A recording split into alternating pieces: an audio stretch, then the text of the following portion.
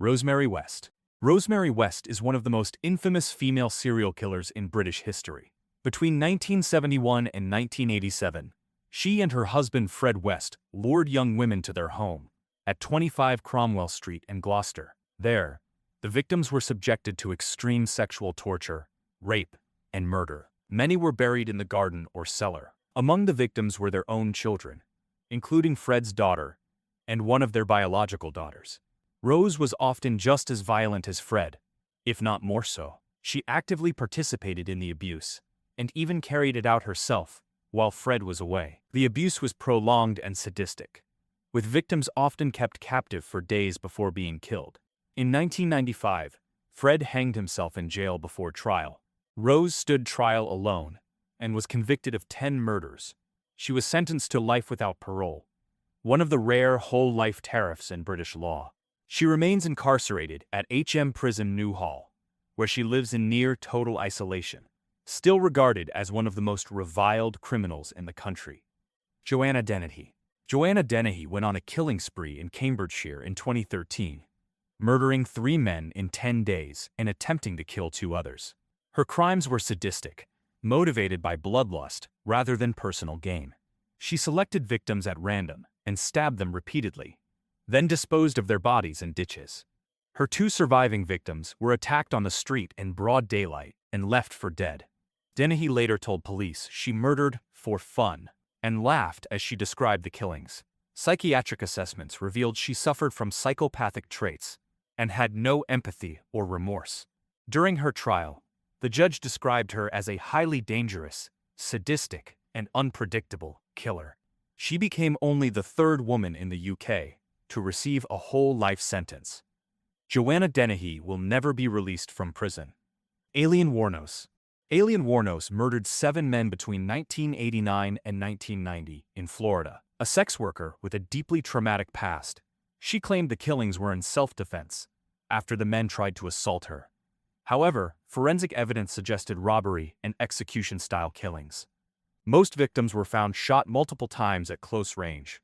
Her case became internationally known and inspired the film Monster, where she was portrayed by Charlize Theron. Wuornos's life was marked by abandonment, childhood abuse, and homelessness, all of which contributed to her spiral into violence. She was convicted and sentenced to death. After numerous failed appeals and controversial psychiatric evaluations, she was executed by lethal injection in 2002. Her case sparked ongoing debate over how the criminal justice system treats mentally ill and traumatized women. Myra Hindley. Myra Hindley, along with Ian Brady, committed the infamous Moors murders between 1963 and 1965. The couple kidnapped, tortured, and murdered 5 children aged between 10 and 17. They recorded audio of the abuse and took photographs, which were later used in court. Their crimes shocked the UK, not only because of the victims' ages, but because of the calculated, remorseless planning involved. The body of one victim, Keith Bennett, remained missing for decades, haunting the nation. Hindley was sentenced to life imprisonment and made repeated attempts to gain parole. Public outrage ensured she was never released. She died in prison in 2002 after serving 36 years. Beverly Allett. A pediatric nurse known as the Angel of Death, Beverly Allett murdered 4 children, attempted to murder 3 others, and seriously injured 6 more over 59 days in 1991 at Grantham and Kesteven Hospital. She used insulin and potassium injections to induce cardiac arrest, then often remained present during the medical emergency. Allett was diagnosed with Munchausen syndrome by proxy, a disorder where a person causes illness in others to gain attention. Her crimes deeply shocked the nation, as they involved children who had come to the hospital for routine care. She was convicted on 13 charges and given 13 life sentences. Allett is currently detained at Rampton Secure Hospital and is unlikely to ever be released. Louise Porton. In 1918, Louise Porton murdered her 2 young daughters, Lexi, age 3, and Scarlett, age 17 months, because they interfered with her social life.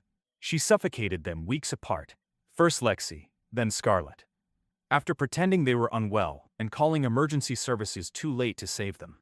Porton was found to have searched online for ways to kill children, and staged multiple fake medical emergencies to set the groundwork for their deaths. Throughout the trial, she showed no emotion.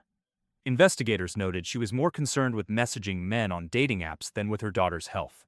She was convicted in 2019 and sentenced to life in prison, with a minimum term of 32 years.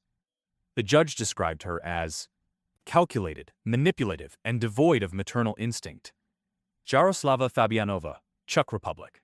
Jaroslava Fabianova, called the Czech Aileen Wuornos, committed a string of brutal murders between 1981 and 2003. Her first killing occurred when she was just 16, murdering an elderly man who refused to pay for sex. She served a short prison sentence, only to commit more violent crimes upon release. Her victims were mostly elderly men, chosen for their vulnerability.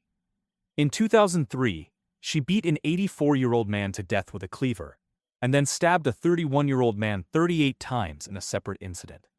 She was motivated by money, but also expressed deep hatred for men. Convicted of multiple murders, she was sentenced to life in prison, one of only 3 women in the Czech Republic to ever receive such a sentence. She is known to show no remorse, and is described as manipulative and dangerous even in prison. Cynthia Kaufman. Cynthia Kaufman met James Marlowe shortly after his release from prison in 1986. The two began a volatile relationship fueled by methamphetamine, crime, and violence. That same year, the pair went on a murder spree across California and Arizona.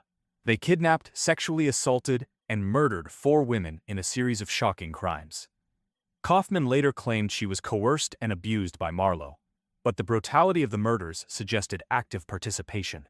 One victim was strangled with a cord, another beaten and dumped like garbage. She was convicted and became the first woman sentenced to death in California since the reinstatement of the death penalty. Kaufman remains on death row today.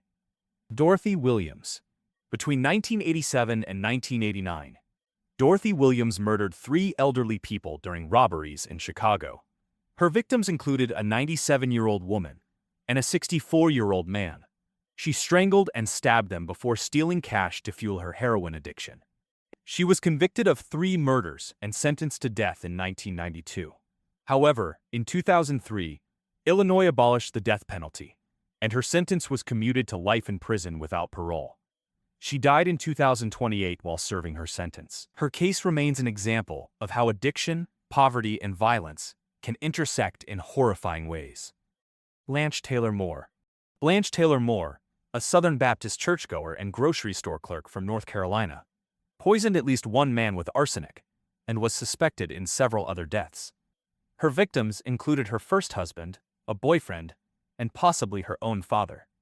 She was arrested in 1989 after her partner, Raymond Reed, died under mysterious circumstances. A toxicology report showed he had been slowly poisoned over time with massive amounts of arsenic. Investigators found similar signs in the remains of other deceased men connected to her. Moore was convicted of Reed's murder in 1990 and sentenced to death. Now in her 80s, she remains on North Carolina's death row. Her case is one of the most chilling examples of serial murder using poison in modern American history.